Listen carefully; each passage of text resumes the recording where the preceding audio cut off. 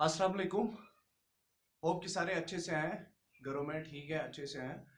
तो आज एक और लेक्चर में लाया हूँ ह्यूमन फिजियोलॉजी पर, लेक्चर नंबर थर्ड। तो कल जैसा कि हम पढ़ रहे थे टीथ्स के बारे में, हम पढ़ रहे थे कल हमने ह्यूमन डाइजेस्टिव सिस्टम स्टार्ट किया था। तो उसमें हमने पहला जो पार्ट था, that means human digestive system का, दैट इज जो एलिमेंट्री कैनाल का पहला पार्ट था, दैट इज माउथ।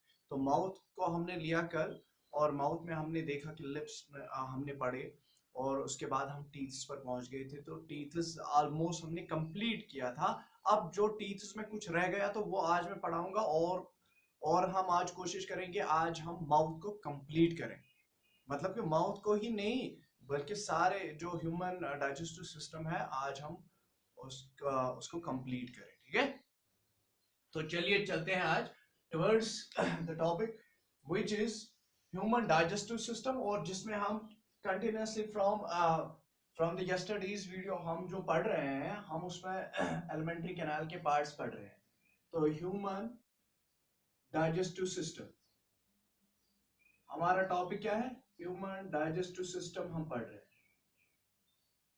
तो मैंने हमेशा कहा है आपको कि जब भी हम ये human physiology, that means basically the digestion, जब हम पढ़ेंगे तो उसके लिए ऑलवेज हमें चाहिए कि एक डायग्राम हम पहले से ही ड्रा करके रखें। तो डायग्राम मैं यहाँ पर बना देता हूँ। फॉर एग्जाम्पल अब ये मैं माउथ ही लेता हूँ, क्योंकि एलिमेंट्री कैनाल की डायग्राम मस्ट है।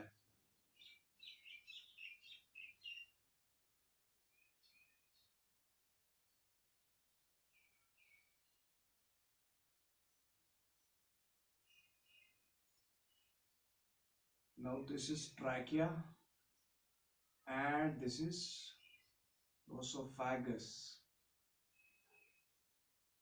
and it will run straight into the bag-like structure known as stomach.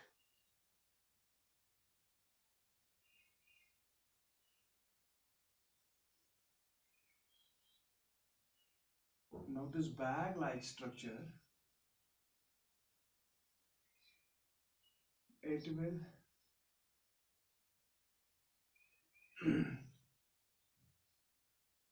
ये तो लार्ज इंटेस्टाइन्स हो गए,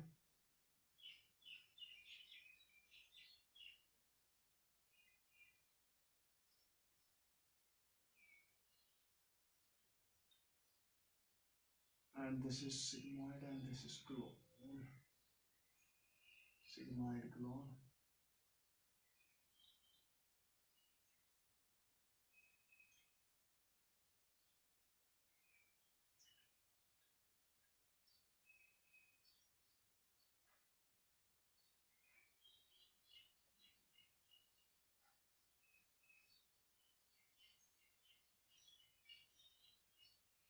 This is cecum.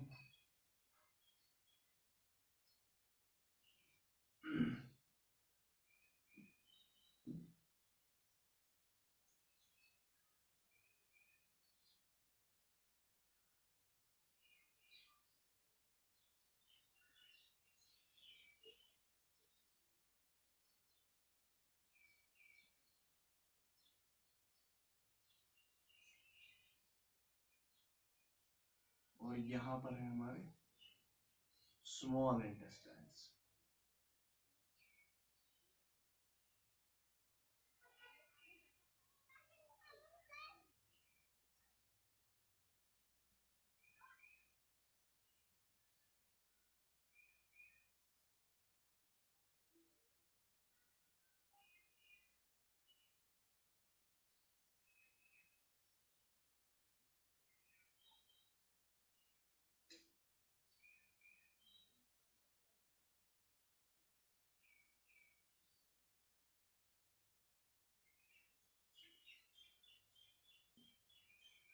तो this is the human digestive system.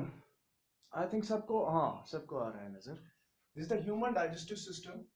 अब यहाँ पर मैं इसको थोड़ा सा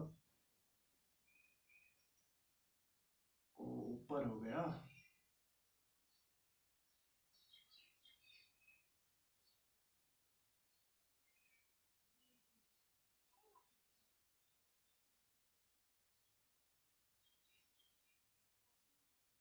this is human digestive system and this is mouth. ये हमने कल ही कहा, दिस इज माउथ और बकल कैविटी यहां पर है, buccal cavity. This is pharynx, this is esophagus, that is food pipe. Then this is stomach here, and this is the first part of the small intestine, that is duodenum.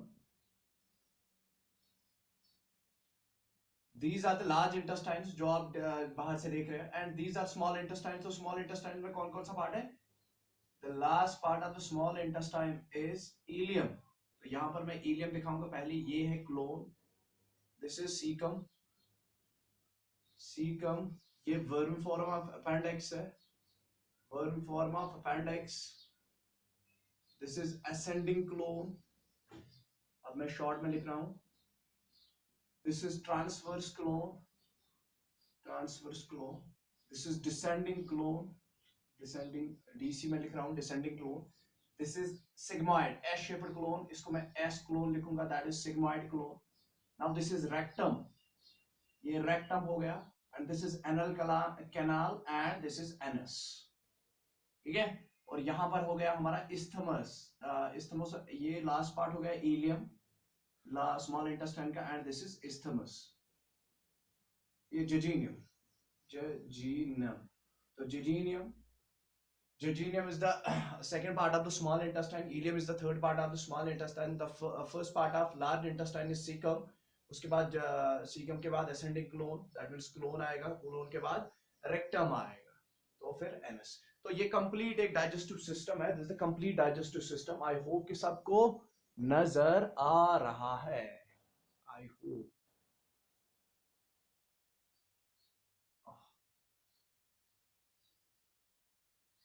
Yes, now it is good। तो सबको नजर आ रहा है? थोड़ा सा ऊपर है, just like this, ठीक। अब देखो ये तो डाइजेस्टिव सिस्टम हो गया। तो कल हम पढ़ रहे थे mouth, first part of alimentary canal, that is mouth हम पढ़ रहे थे। तो माउथ में हमने क्या पढ़ा है? तो माउथ में हमने पढ़ लिया कि जो लिप्स होते हैं वो गार्ड करते हैं किसको? वो बाहर से होते हैं, वो माउथ के बाहर से, माउथ की ओपनिंग जो होती है वो प्रोटेक्ट हुई होती है बाय लिप्स। तो ये हमारे लिप्स हो गए। तो लिप्स एक्ट एज लिड्स। तो माउथ का पहला पार्ट था लिप्स। तो लिप्स हमने कंप्लीट किए हैं कल। और उसके बाद हमने कहा कि जब हम अंदर की ओर देखते हैं फिर माउथ में, तो माउथ में क्या होते हैं? माउथ में यहाँ पर टीथ्स होते हैं, प्रेजेंस ऑफ टीथ्स, ठीक है। तो ये टीथ्स हो गए, दैट मींस जाज, जाज में पिट्स होते हैं, उन पिट्स में क्या होता है? उन पिट्स में टीथ्स होते हैं। तो ये टीथ्स थे हमारे, these were teeth, जो हमने कल पढ़े हैं।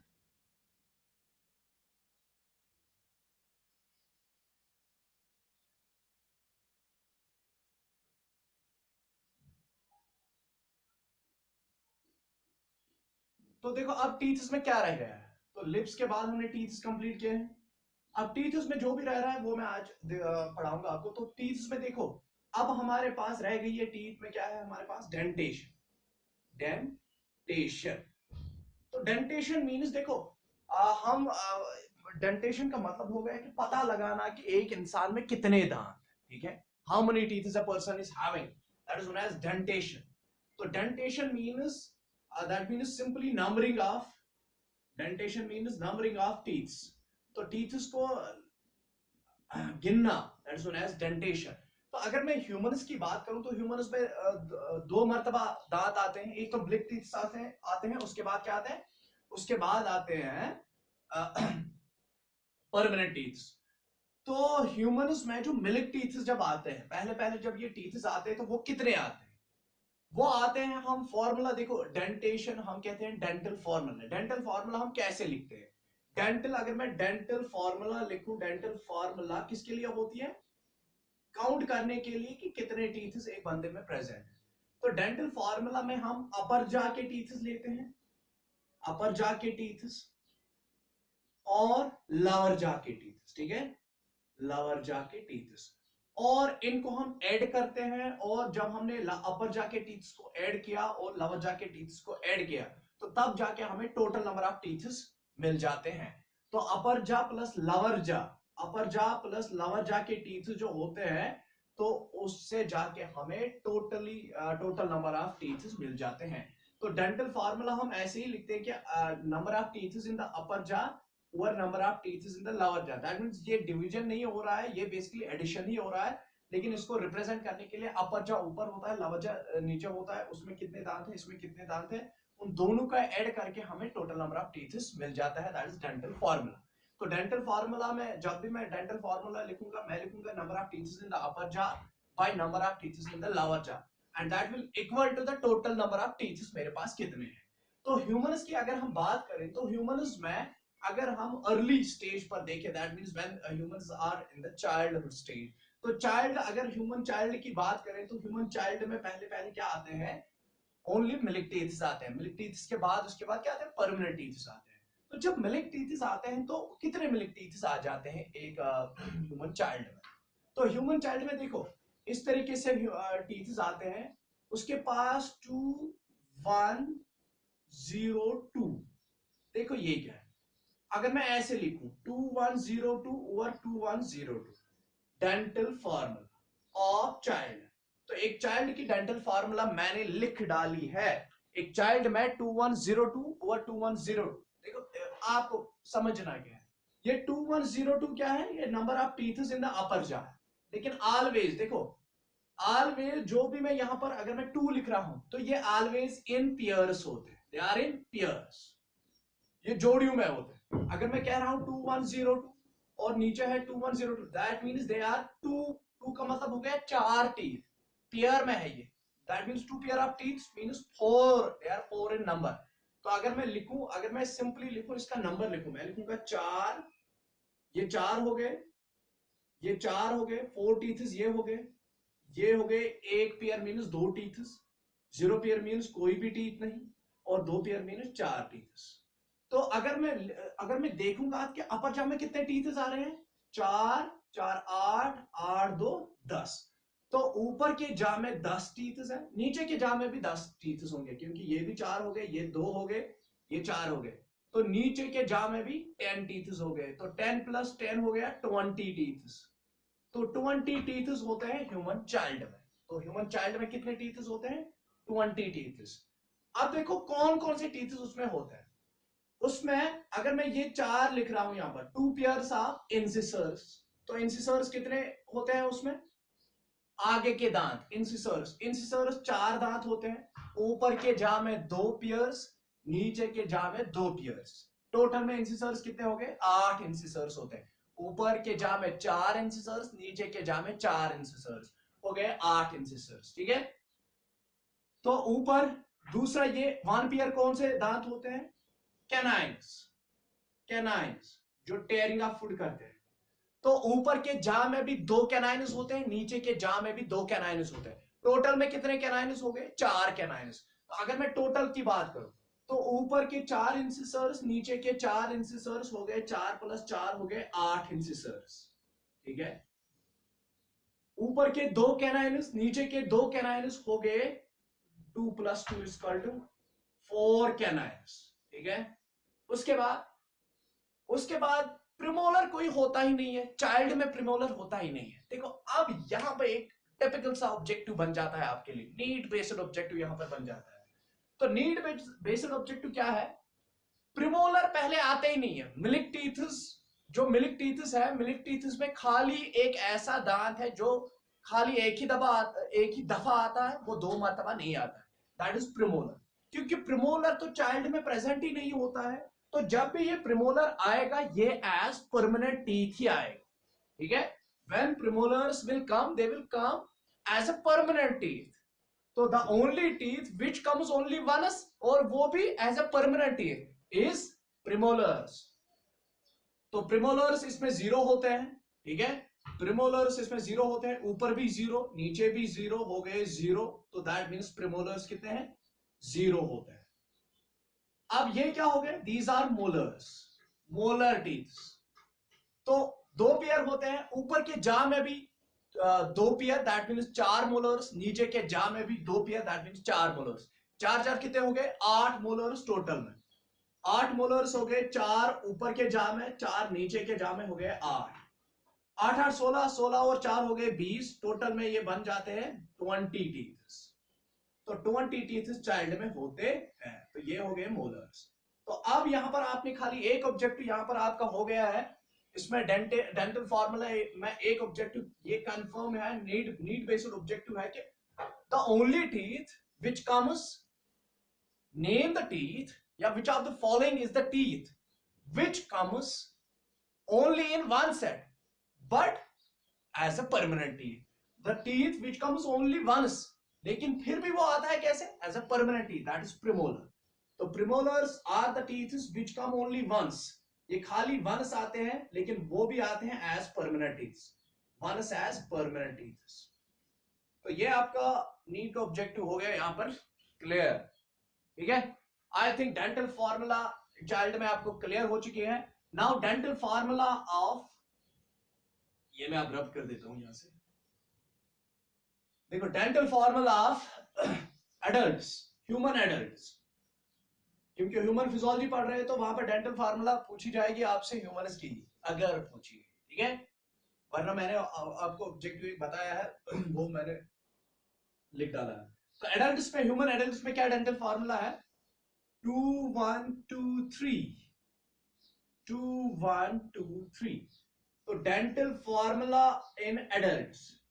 तो जरा कोई मुझे बोलेगा, ये सॉल्व करके देगा मुझे कि कितने दांत हो गए ये।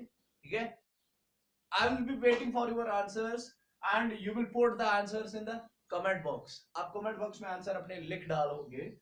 देखो ये मैं ऐसे ही रख रहा हूं। तो जिसको जिसको इस मुझे चाहिए total number of teeths. Total number of teeths से कितने होंगे? ठीक है, टोटल नंबर ऑफ टीथ्स मुझे चाहिए कि इसमें अगर मैंने ये डेंटल फॉर्मूला लिख डाल दिया एडल्ट्स में, तो टोटल नंबर ऑफ टीथ्स क्या होंगे। बाकी मैं आपको पहले ही बताता हूं। ये हो गए कौन से? ये हो गए इंसिसर्स, ये हो गए कैनाइन्स, ये हो गए मोलर्स, और ये हो गए प्रीमोलर्स, और ये हो गए मोलर्स। ठीक है, बाकी आप काउंट करना and post your answer in the comment box. Comment box में आप लिखोगे आंसर, जो इस लेक्चर के नीचे आता है कमेंट बॉक्स, तो वहां पर आप अपने आंसर्स लिख डालोगे कि ह्यूमंस में, ह्यूमन अडल्ट्स में टोटल नंबर ऑफ टीथ क्या होते हैं according to this dental formula. अगर डेंटल फार्मूला दी गई है ये, तो नंबर ऑफ टीचर्स क्या होंगे। ठीक है, तो दिस इज सिंपली ये आपके लिए एक होमवर्क क्या है, हाँ होमवर्क ही समझो, थोड़ी सी वर्क है। Now we have finished teeths. हमने टीथ्स को फिनिश किया है। उसके बाद देखो, अगर मैं अभी टीथ के डिसऑर्डर्स यहाँ पर पढ़ाने लगूं तो हाँ वो लंबा हो जाएगा। Now only one objective I will take from the teeths. एक और ऑब्जेक्टिव मैं टीथ्स में ले रहा हूं अभी। तो देखो decaying of teeths, decaying of teeths, teeth में जो होल्स बन रहे हैं, कैविटीज जो प्रोड्यूस हो रही है, डिकेइंग ऑफ टीथ्स और simply the cavity formation, cavities in teeths. जो कैविटीज टीथ्स में होती है वो एक बैक्टीरिया से होती है, that bacteria is known as staphylococcus, और दूसरा होता है streptococcus. Streptococcus or Staphylococcus, these are the bacteria which are responsible for the formation of cavities. जो दांतों में छेद जो होते हैं, जो वो काला काला वहां लगने लगता है, दांत पर हो जाता है, तो वो बेसिकली कैविटी प्रोड्यूस करेगी। तो वो वहां पर एक छेद सा हो जाएगा, तो वो कैविटी कौन कराता है, वो कालापन दांत पर कौन लाता है, that is Staphylococcus and Streptococcus. These are the bacteria. तो ये एक मर्तबा ऑब्जेक्टिव आया है नीट में कि cavities in teeth are produced by which of the following bacteria. कौन सा ऐसा बैक्टीरिया है जो cavities प्रोड्यूस करता है in teeth? तो that is Staphylococcus and Streptococcus. ठीक है, यहाँ तक क्लियर है? Now we will move forward. हम आगे चलेंगे और थोड़ा सा इसमें हम स्पीड अप कर देंगे यहाँ पर। तो हम अब ले जाएंगे कहा, palate. The second part of the buccal cavity is the palate, जो ऊपर होता है। ठीक है, पलेट जिसको हम कहते हैं। पैलेट। तो पैलेट जो है, what is palate? Palate is a part of PLATT, palate. तो पैलेट क्या है? It's a simply part of buccal cavity, part of buccal cavity. ये बकल कैविटी का ही पार्ट है। ये देखो, this is the upper part, jaws के अंदर से। जाज जो है, जाज के बीच में, ये अपर जाज के बीच में क्या होता है, जो ये हम कहते हैं इसको रूफ ऑफ द माउथ। जो रूफ ऑफ द माउथ है, the roof of the mouth is known as palate. तो पैलेट क्या कहेंगे हम? It is known as roof of mouth, roof of mouth. तो roof of mouth is known as palate. जो palate होता है, the palette palette के दो पार्ट्स होते हैं। Part of the buccal cavity है, it is also known as roof of the mouth, और इसके दो पार्ट्स होते हैं, एंटीरियर एंड पोस्टीरियर। एंटीरियर और पोस्टीरियर पैलेट। एंटीरियर पैलेट जो होता है, तो एंटीरियर पैलेट होता है hard and it is bony. Hard bony होता है, क्योंकि इसमें क्या होती है, एक तो जा बोन होती है, अपर जा की बोन, मैक्सिली की बोन होती है, और पैलाटाइन बोन होती है। ठीक है, दो बोन्स आगे का हिस्सा बना देती है पैलेट का। तो आगे का हिस्सा जो एंटीरियर पार्ट होता है पैलेट का, वो बोनी होता है, हार्ड होता है, और उसकी जो सरफेस होती है, जो पैलेट की, जो एंटीरियर पैलेट की सरफेस होती है, वो रफ होती है। It is rough, it is having rough surface. तो इसमें रफ सरफेस होती है, और उस रफ सरफेस पर ऐसे ऐसे सिट्रेशंस होते हैं, ऐसे ऐसे नालियां बनी होती है। those stratians are known as rugae, palatine rugae, हम सिंपली इसके rugae कहते हैं, rugae। तो rugae, what are rugaes? Rugaes are simply the striations। ये सिंपली ऐसे उसमें लगी होती है, वो उसमें लगी होती है, सिंपली आप समझ लो कि वहां पर ऐसे ऐसे ऐसे ऐसे ऐसे लगी होती है। हाँ, फोल्ड्स होते हैं किसके, मसल्स के ऐसे ऐसे फोल्ड्स होते हैं। वो जो एपिथेलियम है वो फोल्ड हुआ है, इंटर रफ सरफेस उसने बनाई है, ऐसे ऐसे। तो इनको हम क्या कहते हैं? रूगेज कहते हैं। ठीक है, these are simply the foldings, rugae होते हैं ये। और ये रूगेज क्यों होते हैं, ये रफ सरफेस क्यों होती है एंटीरियर पैलेट की? क्योंकि इसमें जब हम मास्टिकेशन ऑफ फूड करते हैं, तो फूड यहाँ वहां नहीं होना, यहाँ वहां नहीं जाना चाहिए। तो वो मास्टिकेशन, प्रॉपर मास्टिकेशन के लिए वो एक ही जगह होना चाहिए। तो ये जो पैलेट होता है, एंटीरियर पैलेट, ये उन फूड के पार्टिकल्स को एक ही जगह रखता है, इन नालियों में रखता है, जिनको हम रूगेज कहते हैं। तो जिससे प्रॉपर मास्टिकेशन ऑफ फूड हो जाती है। तो ये एंटीरियर पैलेट है, हार्ड है, बोनी है, और सरफेस इसकी क्या है? इसकी सरफेस होती है हार्ड, इसकी सरफेस होती है रफ, क्योंकि उसमें प्रेजेंट होते हैं रूगेज। रूगेज क्या होते हैं? Rugae are simply the striations, these are simply the muscular folds. ठीक है, जो एपिथेलियम होता है वो फोल्ड्स में होता है, उसने सिट्रेशंस बनाई होते हैं, कैनाल सिस्टम लाइक बनाया होता है इसने, कैनाल्स जैसे बनाई होती है उसने, तो उसी को हम रूगेज कहते हैं।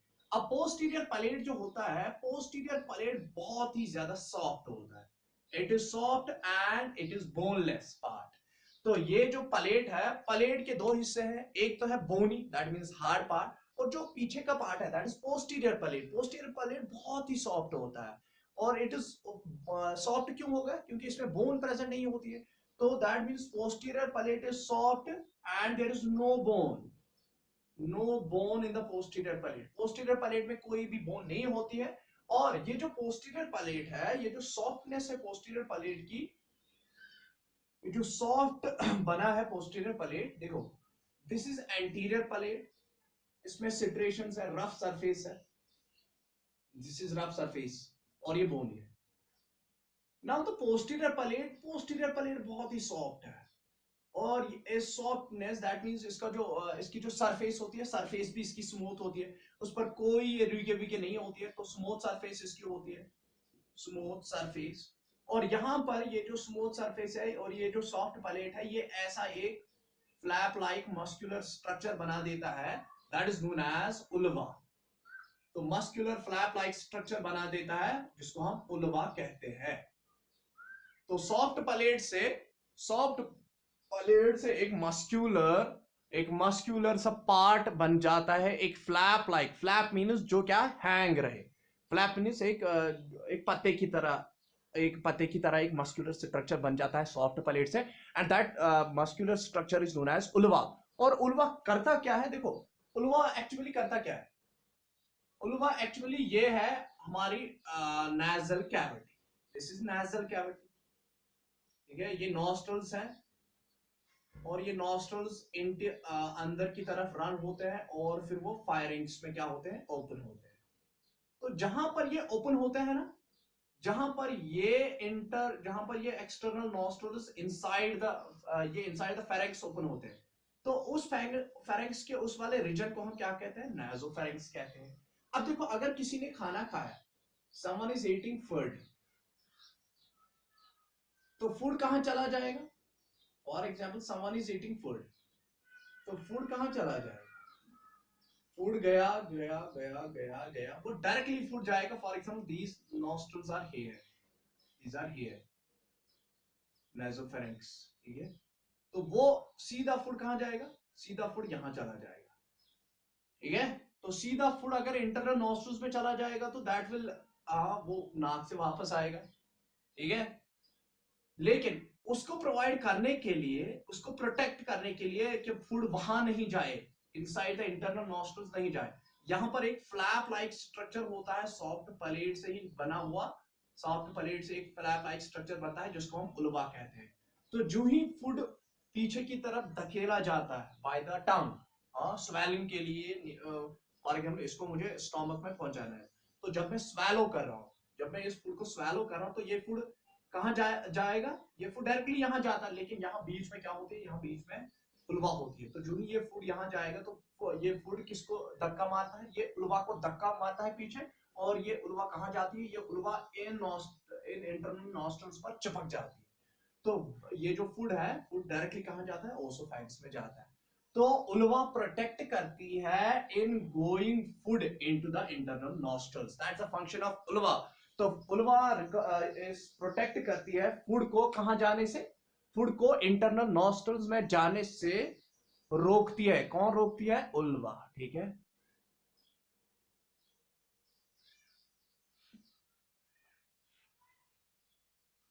तो यहां तक क्लियर है, प्लेट क्लियर है, प्लेट क्लियर हो गया। अब हम आगे चलते हैं, तो now we will take up the tongue. तो मेन ऑर्गन जो है बकल कैविटी में, दैट इज टंग। तो टंग अगर मैं यहां पर लिख डालूं या बना डालूं, दिस इज टंग, तो ये टंग है।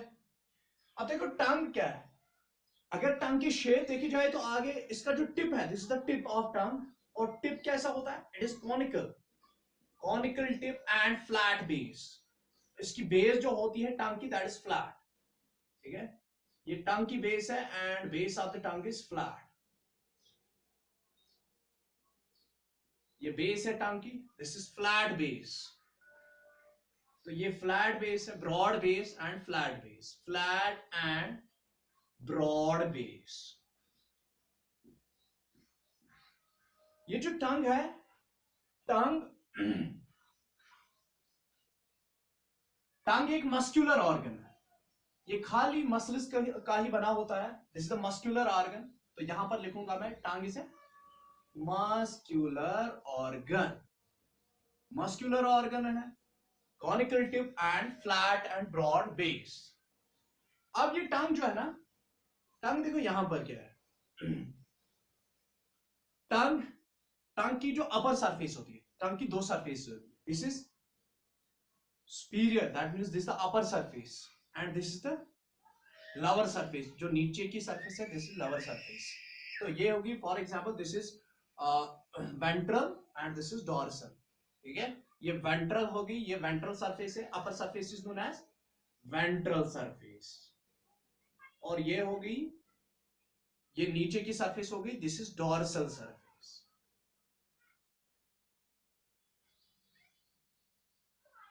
अब ये जो टंग है, जो इसकी वेंट्रल सरफेस होती है, वेंट्रल सरफेस इसकी रफ होती है, दैट मींस अपर सरफेस, जो हमें दिखती है ऐसे, जब हम टंग बाहर निकालते हैं, जो हमें सरफेस दिखती है, that's known as ventral surface. तो वेंट्रल सरफेस इसकी क्या होती है, या आप अपर सरफेस भी लिख सकते हो, वेंट्रल और upper surface, upper surface is rough, वो बहुत ही ज्यादा रफ होती है, इज रफ। वो रफ क्यों होती है, देखो क्योंकि यहां पर ऐसे बम्प्स, ऐसे पिंपल लाइक स्ट्रक्चर्स होते हैं इस पर, तो जिनको हम पैप्लिया कहते हैं, ठीक है। तो इस पर रफनेस क्यों है? Because of the presence of papillae. What are papillae? These are simply the outgrowths. Cells ने यहाँ पर कुछ बम्प लाइक स्ट्रक्चर बना दिया है, ठीक है, पिंपल लाइक स्ट्रक्चर आउटग्रोथ बना दिया है, दीज आर नोन एज पैप्लिया। तो पैप्लिया के कारण क्या है ये? पैप्लिया आर सिंपली द आउटग्रोथ्स। ये क्या होती है? आउटग्रोथ्स, ठीक है। तो इन पैप्लिया से जो अपर सरफेस होती है टंग की, वो रफ हो जाती है। जो लोअर सरफेस है टंग की, lower surface is smooth. Lower means dorsal surface, lower surface of tongue is smooth. Lower surface of टंग वो स्मूथ होती है, इस पर कोई भी पैप्लिया वैप्लिया नहीं होता है, स्मूथ होती है वो, ठीक है। और देखो यहां पर टंग जो है, टंग के बीच में एक लाइन होती है, एक मिडल लाइन होती है, that is known as median groove.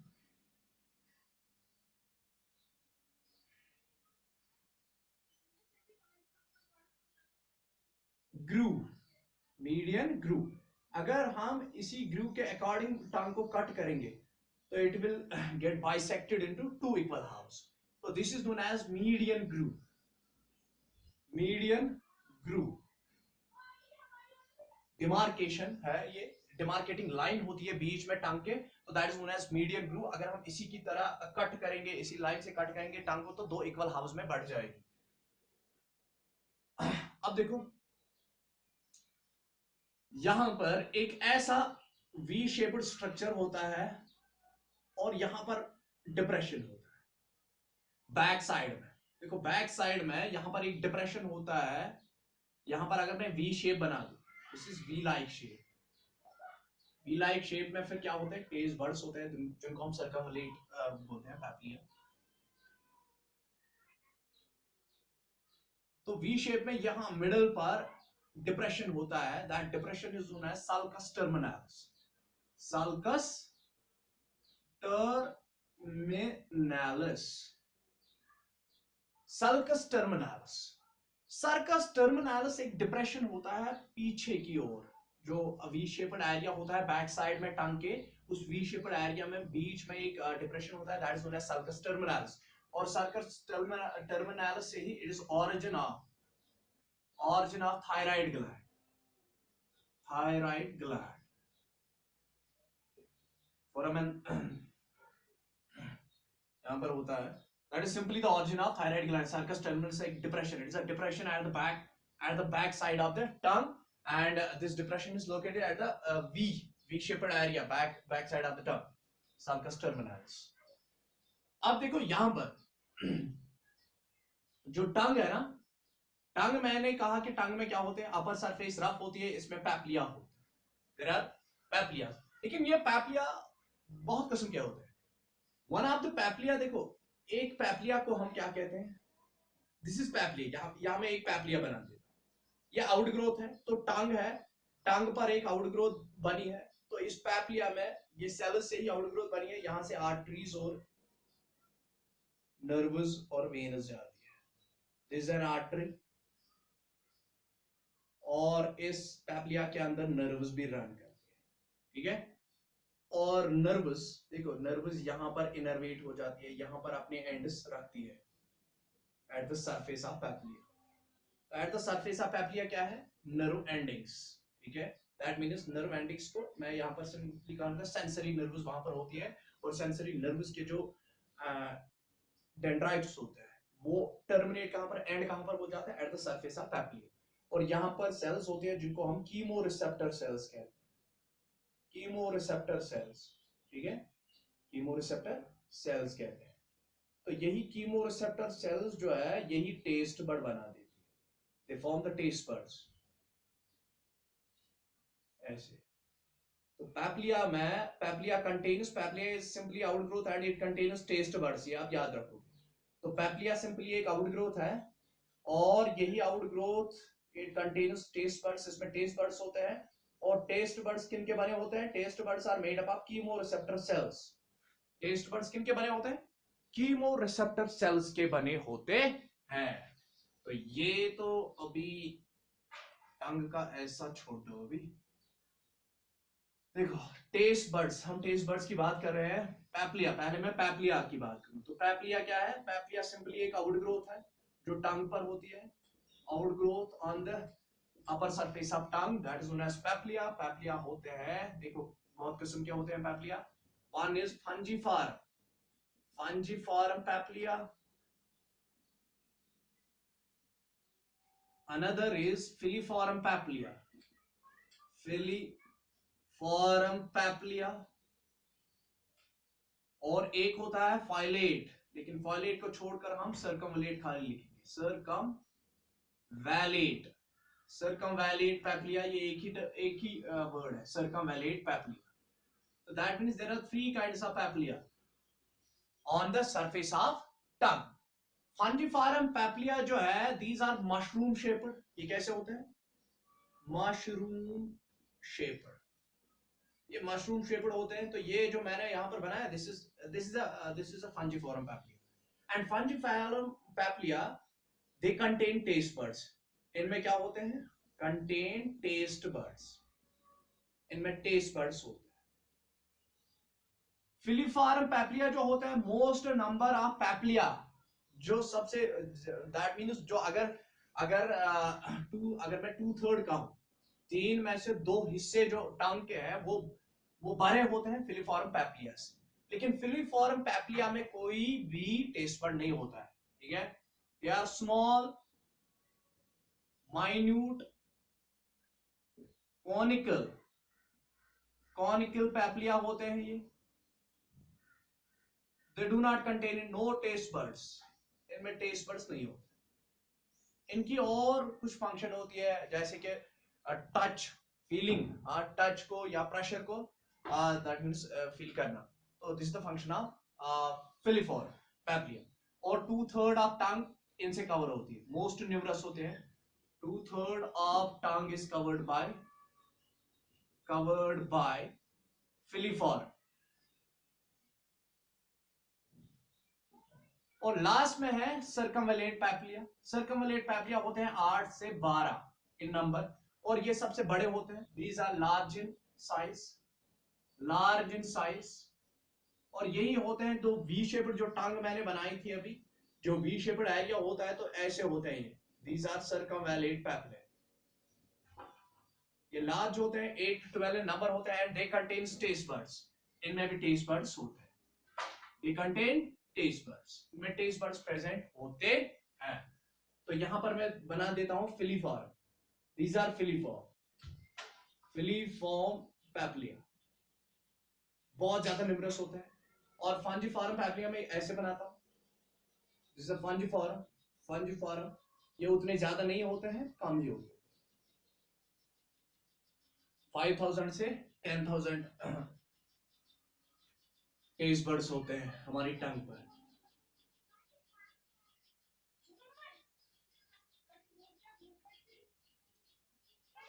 तो ये हो गए, these are fungiform, these are filiform and these are circumvallate। ठीक है, ये 3 पैप्लिया हो गए हमारे। लेकिन टेस्ट बर्ड्स किस किस में है? टेस्ट बर्ड्स खाली फंजिफॉर्म और सर्कमवैलेट पैप्लिया में होते हैं। अब देखिए टेस्ट बर्ड्स पर हम जाते हैं, क्योंकि मेन जो फंक्शन है टंग की, that is testing of food. तो मेन एम हम वहीं पर रखेंगे। तो टेस्ट बर्ड्स, अभी मैं टेस्ट बर्ड्स कौन से एग्जांपल ले रहा हूं? मैं ले रहा हूं example of the fungiform. Fungiform is like this, it is just like this fungiform. अगर मैं फिलीफॉर्म की बात करूं, उसमें ऐसे ब्रिस्टल से लगे होते हैं, और दैट इज कॉनिकल, वैसे कूल लाइक होता है। ठीक है, दिस इज फिलीफॉर्म, ये फिलीफॉर्म है, एंड दिस इज फंजिफॉर्म। अब देखो फंजिफॉर्म में यहां पर क्या लगे, एट द सरफेस यहां पर लगे होते हैं कीमो रिसेप्टर सेल्स, जो केमिकल, अगर इनमें फॉर एग्जांपल जब फूड ब्रेक डाउन हो जाता है, जब जो टीथ जब मस्टिकेशन करते हैं, वो जब ग्रिंड फूड को करते हैं, तो फूड को वो तोड़ते हैं। ठीक है, उसके बाद फिर हमारे माउथ में एंजाइम्स भी रिलीज होते हैं।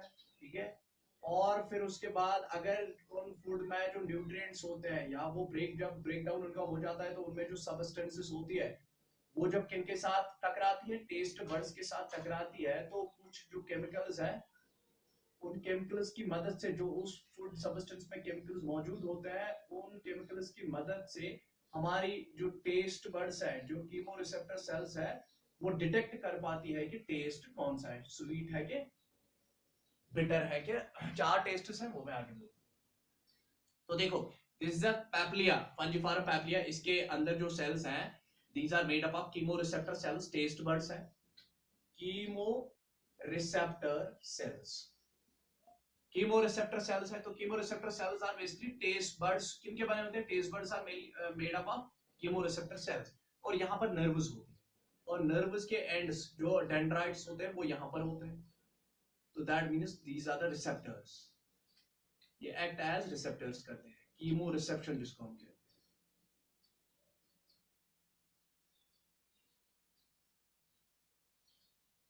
तो दीज आर द नर्व्स, ये नर्व्स होती हैं। सेवंथ कार्नियल नर्व इसमें होती है,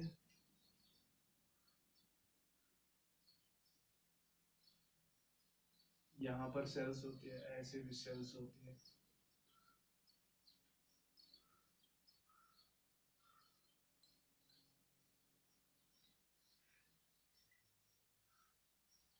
तो this is simply a taste bud. तो अब फॉर एग्जांपल सोल्यूशन फार्म में जब ये फूड होता है, तो फॉर एग्जांपल यहां से हाइड्रोजन है, अगर फॉर एग्जांपल मैंने क्या खाया, अगर मैंने कोई देखो ये क्या है, this is simply a taste bud, तो इसमें सेंसरी नर्व्स होती है, कौन सी नर्व्स होती है, सेंसरी नर्व्स, और कीमो रिसेप्टर सेल्स होती है जो डिटेक्ट करती है टेस्ट, ठीक है।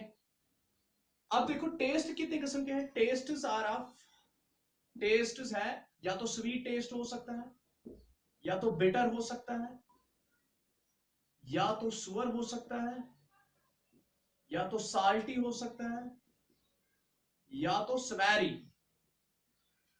स्वेरी टेस्ट जिसको हम उमामी टेस्ट भी कहते हैं, स्वेरी और उमामी, उमामी टेस्ट। तो यही यही 5 टेस्ट हमारी टंग डिटेक्ट करती है।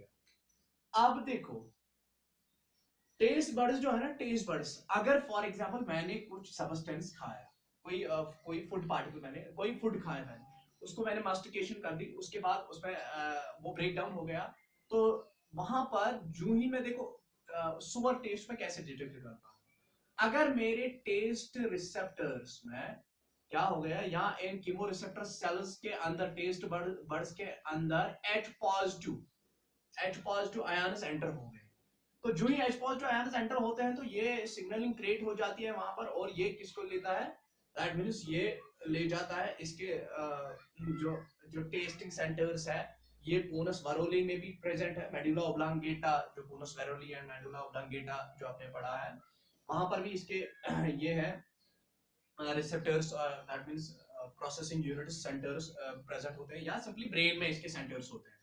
तो ये मैसेज वहां तक जाती है, और वहां से इसको मैसेज आती है कि अगर H पॉजिटिव एंटर हो गए हैं तो देन द टेस्ट इज सुअर, ठीक है।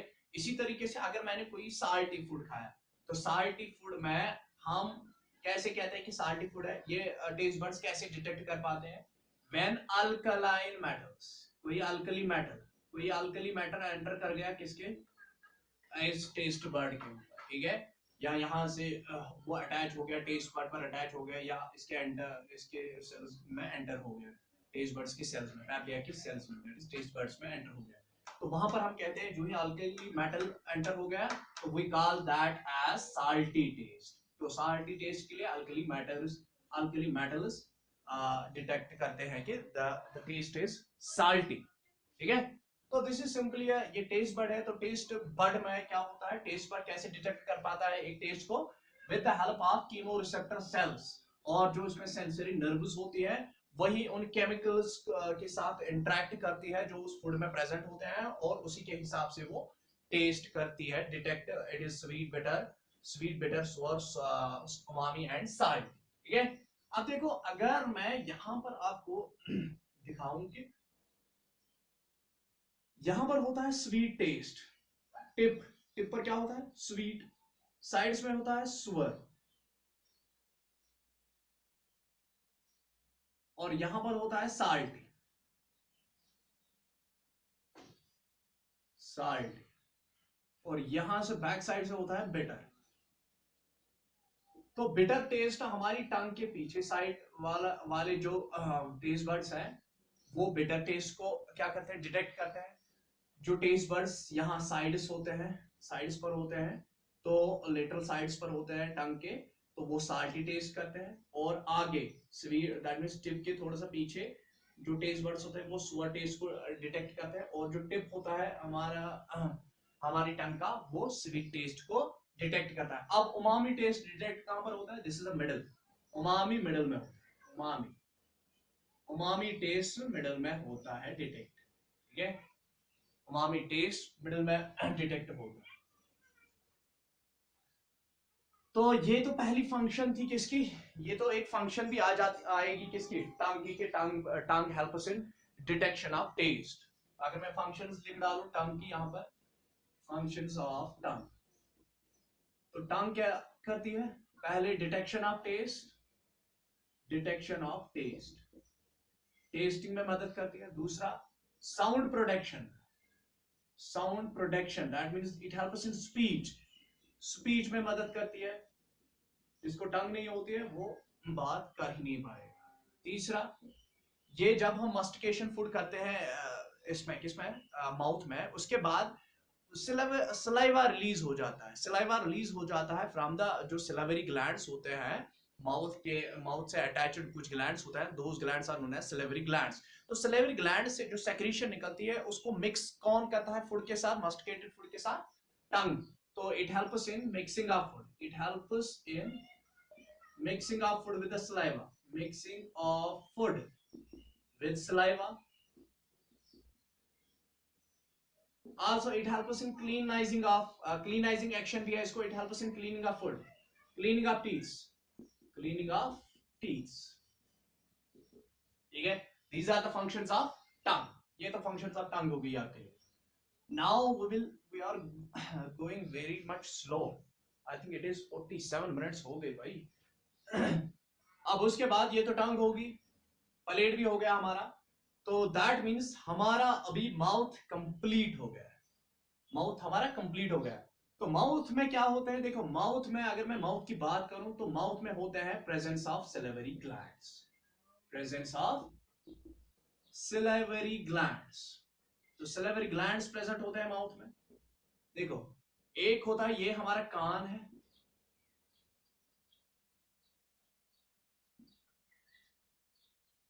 तो कान के आगे यहां पर एक ग्लैंड होता है, that gland is known as parotid gland, ठीक है, उसको हम क्या कहते हैं, पैरोटिड ग्लैंड। तो माउथ से अटैच, माउथ में देखो माउथ में सलाइवा निकलता है, एक सेक्रीशन निकलती है, लेकिन कहां, किन ग्लैंड से, सिलेवरी ग्लैंड से। तो जो ग्लैंड्स माउथ में प्रेजेंट होते हैं, the glands which are present in the mouth are known as salivary glands. और ये सिलेवरी ग्लैंड्स होते हैं तीन किस्म के, कौन कौन से, एक तो होता है पैरोटिड, पैरोटिड ग्लैंड, दूसरा होता है सबलिंगुअल या सब मैंडिब्यूलर, पहले में लिखूंगा मैंडिब्यूलर, और सब मैक्सिलरी ग्लैंड भी हम इसको कहते हैं। और तीसरा ग्लैंड होता है, the third gland is sublingual, sublingual gland. तो ये तीन ग्लैंड्स होते हैं हमारे बॉडी में, हमारी माउथ में, नॉट बॉडी, हमारे माउथ में तीन सिलेवरी ग्लैंड्स होते हैं जो माउथ के साथ अटैच होते हैं। अब पैरोटाइड ग्लैंड कहां पर होता है, पैरोटाइड ग्लैंड होता है in front of year, in front of year, ये इन फ्रंट ऑफ ईयर होता है। और पैरोटाइड ग्लैंड लार्जेस्ट सिलेवरी ग्लैंड है, it is the largest salivary gland. उसके बाद सब मैंडिबुलर ग्लैंड है, सब मैंडिबुलर ग्लैंड देखो कहां पर होता है, ये at the back side of the टंग होता है, बैक साइड ऑफ टंग होता है, और ये ऊपर होता है सब mandibular, that means mandibles, mandibles के नीचे यहां, और सब मैक्सिलरी से हम कहते हैं ये ऊपर भी होता है, ठीक है। तो लोकेशन इसकी है, it is below, it is below mandibular और मैक्सिलरी, वहीं पर ये होता है। सबलिंगल, ये beneath द क्या होता है, देखो ये अगर मैं यहां पर लिख रहा हूं, इसके लिए मुझे यहां पर एक डायग्राम ड्रा करनी पड़ेगी जिसमें मैं ये तीनों ग्लैंड्स दिखाऊंगा।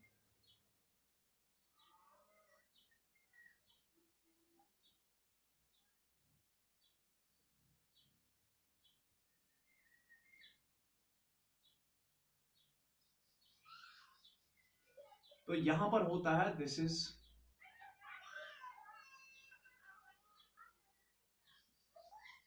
सबलिंगल ग्लैंड,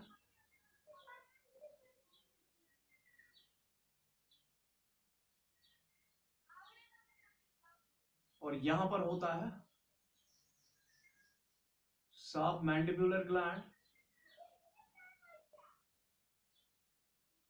और सब मैंडिबुलर ग्लैंड यहां पर होता है, और यहां एयर होता है, और एयर के आगे क्या होता है, the largest gland, that is known as parotid gland. ठीक है, तो ये तीन ग्लैंड्स हो गए, this is mandibular, this is sublingual tongue के नीचे, एंड दिस इज पैराटिड।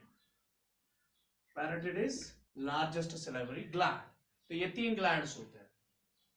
अब देखो, ये तीनों अपनी सेक्रीशंस, ये तीनों अपनी सेक्रीशंस जो डालते हैं ना, वो डालते हैं थ्रू द डक्ट, ये डालते हैं थ्रू द डक्ट। तो therefore they are known as exocrine glands, क्योंकि ये ऐसे ग्लैंड्स हैं जो अपनी सेक्रीशन वाया डक्ट, देखो duct means a tube which comes out of the gland, this is parotid gland, और पैराटाइड ग्लैंड से एक डक्ट निकलता है, उस डक्ट को हम स्टेनसेनस डक्ट कहते हैं, स्टेनसेनस डक्ट। और ये कहां पर अपनी सेक्रीशन डालेगा, into the oral cavity, it will release the secretion into the oral cavity. अपनी सेक्रीशन कहां पर डालेगा, ऑरल कैविटी में डालेगा। तो स्टेनसेनस डक्ट, पैराटिड ग्लैंड का कौन सा डक्ट होता है, स्टेनसेनस डक्ट होता है, और पैराटिड ग्लैंड 30 ग्राम्स होता है इन वेट, 30 ग्राम्स इन वेट होता है ये। ठीक है, और जो स्टेनसेनस डक्ट होता है, it is 40 mm in length, 40 mm in length, ये 40 mm इन लेंथ होता है। उसके बाद यहां पर होता है for example sublingual gland, sublingual gland ये बिलो द टंग होता है, ये बिलो द टंग ओपन हो जाता है। तो इसमें बहुत सारे डक्ट्स निकलते हैं, इसमें बहुत सारे, there are 5 to 15 ducts, cluster of ducts इससे निकलते हैं, 5 to 15 डक्ट्स इससे निकलते हैं। और जो ये क्लस्टर ऑफ डक्ट्स निकलते हैं from the sublingual gland, sublingual gland, तो सबलिंगल ग्लैंड से 5 से लेकर 15 डक्ट्स निकलते हैं। तो इन क्लस्टर ऑफ डक्ट्स को हम डक्ट्स ऑफ रेवेनस कहते हैं, ductus of Ravenous. तो ductus of Ravenous is basically 5 to 15 ducts जो कहां से निकलते हैं, सबलिंगल ग्लैंड से निकलते हैं। और सबसे लार्जेस्ट जो इसका डक्ट होता है, that duct is known as Bartholin duct. तो this is largest duct of the sublingual gland, ये sublingual gland का largest duct है, and this largest duct is known as Bartholin duct. तो बार्थोलिन डक्ट क्या है, largest duct of sublingual gland, largest duct of sublingual gland is known as Bartholin duct. और जो ये sublingual gland होता है, it is 3 grams in weight, 3 grams in weight होता है, ठीक है। और इसके जो डक्ट्स होते हैं, तो बार्थोलिन डक्ट तो है 35 मिलीमीटर इन लेंथ, बट जो इसके बाकी डक्ट्स होते हैं वो लगभग 18 मिलीमीटर इन लेंथ होते हैं, ठीक है, mm, micro, it's not millimetre, it's micro, ठीक है। अब उसके बाद एक और डक्ट है, that is submandibular duct, submandibular duct नीचे ही लिखूंगा, दिस इज सबमैंडिबुलर डक्ट, इसका भी डक्ट होता है। देखो और ये जो बार्थलिन डक्ट होता है ना, ये बार्थलिन डक्ट ये कहां पर ओपन हो जाता है, ये ओपन हो जाता है जिसको हम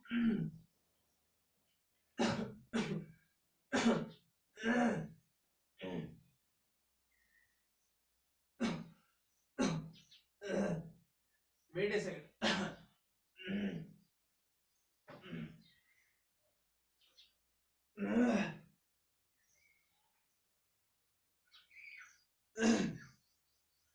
देखो यहां पर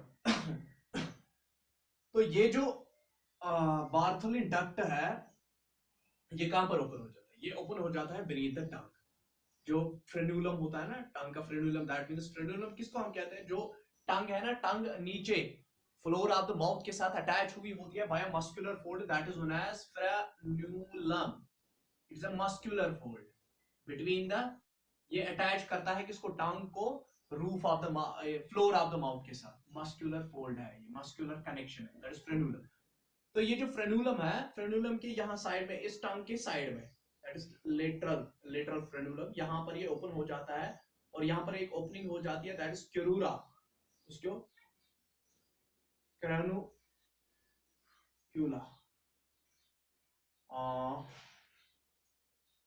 लुंगैरिस।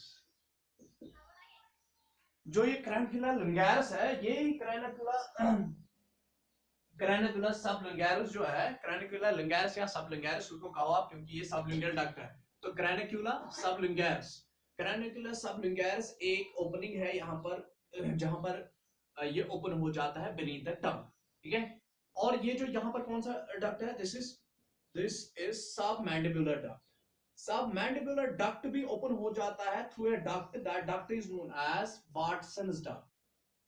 वाटसन्स डक्ट ये भी 40 mm का होता है डक्ट, और इस सबमैंडिबुलर का वेट होता है 20 grams, it is 20 grams in weight. और इसका डक्ट भी कहां पर ओपन हो जाता है, यहीं पर जहां पर ये वाटसन, जहां पर ये सबलिंगुअल ओपन हो गया, यहीं पर ये भी ओपन हो जाएगा, दैट मींस एट कैर्निकुला सबलिंगुअरिस। तो ये दोनों ग्लैंड्स कहां पर ओपन हो जाता है, बीनीथ द टंग, ठीक है। इसीलिए हम टंग के नीचे कहते हैं कि देयर इज एन अनएंडिंग सी, क्योंकि वहां पर कंटीन्यूअसली सेक्रेट होता है कौन, सलाइवा सेक्रेट होता है, ठीक है। तो जो ये तीनों ग्लैंड से जो सेक्रीशन निकलती है, that secretion is known as saliva. तो तीनों ग्लैंड से जो सेक्रीशन निकलती है, that is known as saliva. तो सलाइवा क्या है, it is a secretion from all the salivary glands। देखो अब मैंने अभी तो मेजर ग्लैंड्स मैंने आपको बोले हैं, मेजर सलेवरी ग्लैंड्स मैंने आपको बोल दिए। अब देखो अगर मैं माइनर सलेवरी ग्लैंड्स की बात करूं, तो माइनर सलेवरी ग्लैंड्स में पहला वाला ग्लैंड जो आएगा, that is lingual mucous gland, उसके बाद लिंगस सरस ग्लैंड आएगा, और बकल ग्लैंड्स या लैबियल ग्लैंड्स भी आते हैं। अब देखो यहां पर माइनर,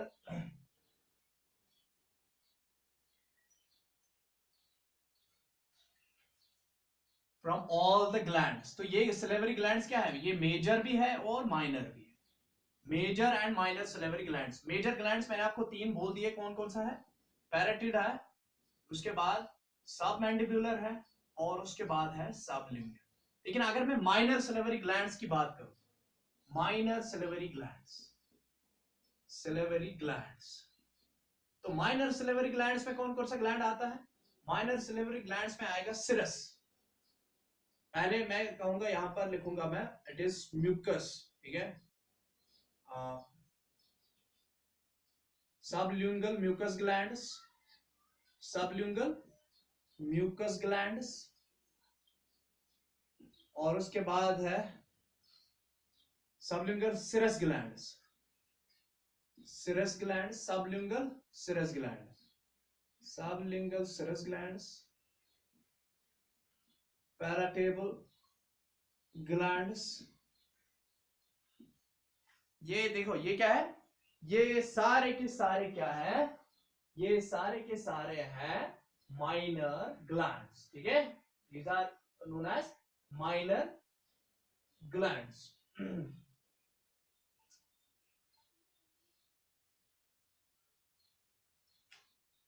और एक ग्लैंड भी है बकल ग्लैंड्स, ठीक है। तो दीज आर, देखो ये जो सिरस ग्लैंड है ना, देखो आपको मैं सब की सेक्रेशन बोलूंगा कि क्या है। ये जो सबलिंगुअल म्यूकस ग्लैंड्स होते हैं, ये 1/3 ये जो back sides of the tongue होते हैं, they are on the back side of the tongue, ठीक है। ये back side of the tongue होते हैं, back side posterior, that means posterior, पीछे की तरफ बैक साइड ऑफ टंग होते हैं सब। ये जो लिंगल सिरस ग्लैंड्स होते हैं, या सबलिंगुअल आप बोलो या लिंगल सिरस ग्लैंड्स होते हैं। तो लिंगल सिरस ग्लैंड्स भी एक इंपॉर्टेंट सेक्रीशन, आगे आप देखोगे कि इनसे भी एक इंपॉर्टेंट सेक्रीशन आती है। फॉर एग्जांपल लाइपेज, इनसे लिंगल लाइपेज आता है। लिंगल लाइपेज जो लाइपेज एंजाइम है वो कहां से आता है? सबलिंगल सिरस ग्लैंड से आता है। उसके बाद पैलेटेबल ग्लैंड्स हैं या बकल ग्लैंड्स हैं। तो ये that means secretion in minor glands की सेक्रीशन और मेजर ग्लैंड्स की सेक्रीशन बना के सलाइवा बन जाता है, ठीक है। यहां तक तो सलाइवा हो गया, यहां तक कि सलाइवा जो है सलाइवरी ग्लैंड से निकलता है, माइनर चाहे हो या चाहे मेजर हो। अब देखो, अब हम चलेंगे towards the saliva composition. Saliva की कंपोजिशन क्या है?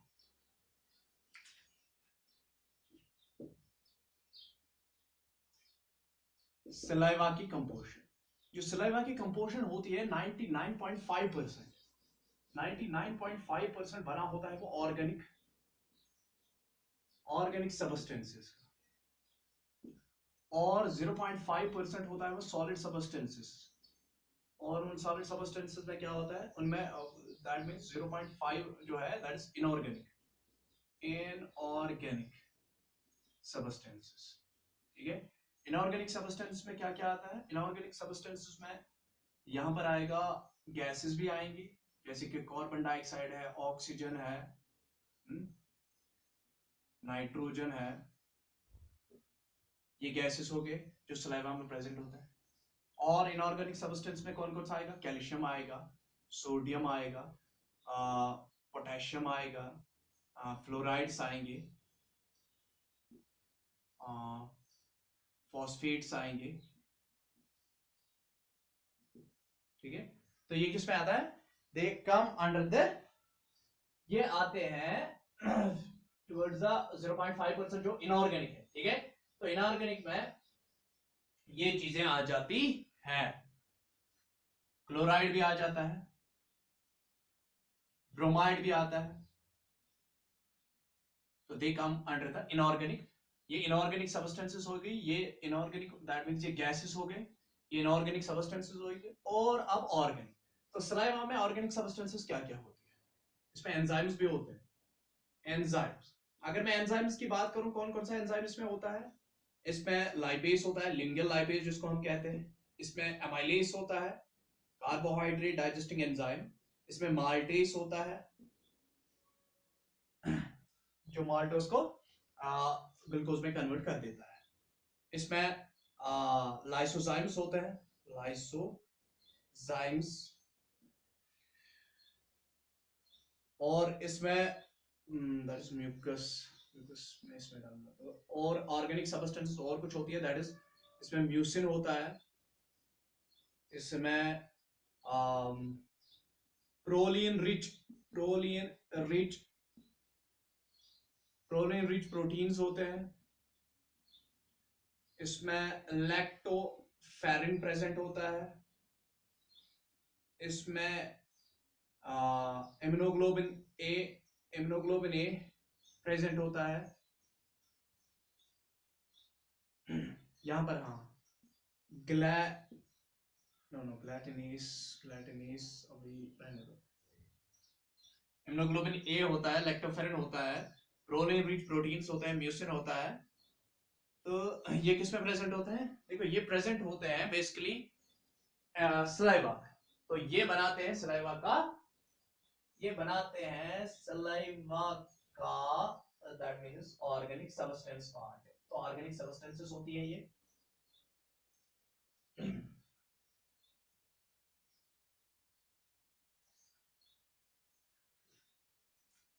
एक और एंजाइम है कार्बनिक एनहाइड्रेज, जो आरबीसी में प्रेजेंट होता है। आरबीसी में सबसे ज्यादा मिलता है हमें कार्बन एनहाइड्रेट, जैसे क्या मैंने आपको बायोमोलिक्यूल्स में पढ़ाया है, सबसे फास्टेस्ट एंजाइम है ये। और उसके बाद इसमें जिंक मेटल होता है, ठीक है। उसके बाद इसमें फॉस्फाटेसिस भी होते हैं, फॉस्फाटेसिस, और कैल्कैरन भी होता है, कैरन, और ब्लड एंटीजेंस भी होते हैं इसमें।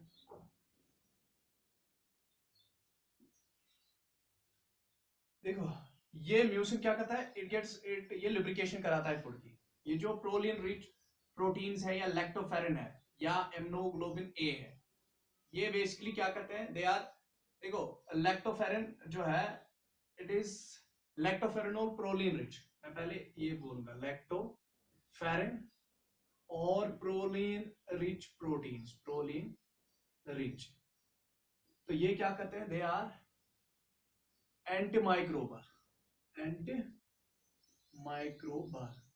तो ये एक्ट एज, ये माइक्रोब्स को किल करते हैं, दे आर एंटीमाइक्रोबल, ठीक है। कौन, ये। तो इसी तरीके से इम्यूनोग्लोबिन ए है, इम्यूनोग्लोबिन ए क्या करता है, immunoglobulin A is antibacterial and antiviral, तो एंटीबैक्टीरियल, बैक्टीरिया को किल करने वाला, और एंटीवायरल, वायरस को किल करने वाला हमारे सलाइवा में एक चीज होती है, दैट इज इम्यूनोग्लोबिन ए। तो एंटीमाइक्रोबल लैक्टोफेरिन और प्रोलीन है, और प्रोलीन का एक इंपॉर्टेंट, प्रोलीन रिच प्रोटीन्स का एक और इंपॉर्टेंस है, प्रोलीन रिच प्रोटीन्स और लैक्टोफेरिन की एक और इंपॉर्टेंस है, क्योंकि ये करते हैं इनामल फॉर्मेशन, इनामल फॉर्मेशन, जो टीथ में इनामल होता है ना, उसकी फॉर्मेशन स्टिमुलेट कौन करता है, प्रोलीन रिच, या यही करते हैं, यही इनामल फॉर्मेशन करते हैं, प्रोलीन रिच प्रोटीन्स और लैक्टोफेरिन, ठीक है। इसलिए ये बहुत ज्यादा जरूरी होता है, क्यों, टीथ्स के लिए, क्योंकि उनमें जो आउटर कवरिंग होती है वो इन्हीं की मदद से बनती है, दैट इज एनामल। तो प्रोलीन रिच प्रोटीन्स और लैक्टोफेरिन से वो बनती है। ग्लूकोज कभी भी, देखो इसमें अमाइनो एसिड्स भी होते हैं, इसमें अमाइनो एसिड्स भी होते हैं, फ्री अमाइनो एसिड्स, इसमें सलाइवा में फ्री अमाइनो एसिड्स भी होते हैं, लेकिन ग्लूकोज आपको कभी भी सलाइवा में ग्लूकोज आपको नजर नहीं आएगा। जिस बंदे के सलाइवा में ग्लूकोज प्रेजेंट होता है तो उसको एक डिसऑर्डर हुआ होता है, दैट इज डायबिटीज मेलिटस। तो डायबिटीज मेलिटस जिसको हुआ होगा, तो उस वाले बंदे में सलाइवा में क्या होता है, सलाइवा में ग्लूकोज प्रेजेंट होता है। तो सलाइवा में ग्लूकोज कभी भी प्रेजेंट नहीं होता है, बट डायबिटीज मेलिटस वाले पेशेंट में सलाइवा में भी क्या होता है, सलाइवा में भी ग्लूकोज होता है। तो सलाइवा में ग्लूकोज होना, ठीक है, वो किस में होता है, डायबिटीज मेलिटस। तो जिसको डायबिटीज मेलिटस होगा, एक बीमारी होगी, तो उसके सलाइवा में ग्लूकोज प्रेजेंट होता है, वरना ग्लूकोज प्रेजेंट नहीं होता है किसमें, सलाइवा में। तो आज आई थिंक अब ये लंबा क्लास हो गया, I think it's 1 hour and 8 minutes, it's much longer class, लेकिन हुआ कुछ नहीं, हमने कुछ खत्म नहीं किया, माउथ भी पूरा खत्म नहीं हुआ, सलाइवा यहाँ तक हमने पहुंच गए हैं, सलाइवा तक हम पहुंच गए हैं, सलाइवा के हमने कंपोजिशन पर डाली है। अब इसमें कुछ हम देखेंगे कि लाइपेसिस क्या करते हैं। तो लाइपेसिस, देखो लाइपेसिस बेसिकली जो बटर फैट होता है ना, ट्राई बिटायरिन, ठीक है, ट्राई बिटायरिन जो होता है बटर फैट, ये बटर फैट को क्या करते हैं, दे डाइजेस्ट, ये दैट मींस ये बटर फैट को डाइजेस्ट करते हैं, बटर फैट, ट्राई बिटायरिन, ट्राइब्यूटायरिन।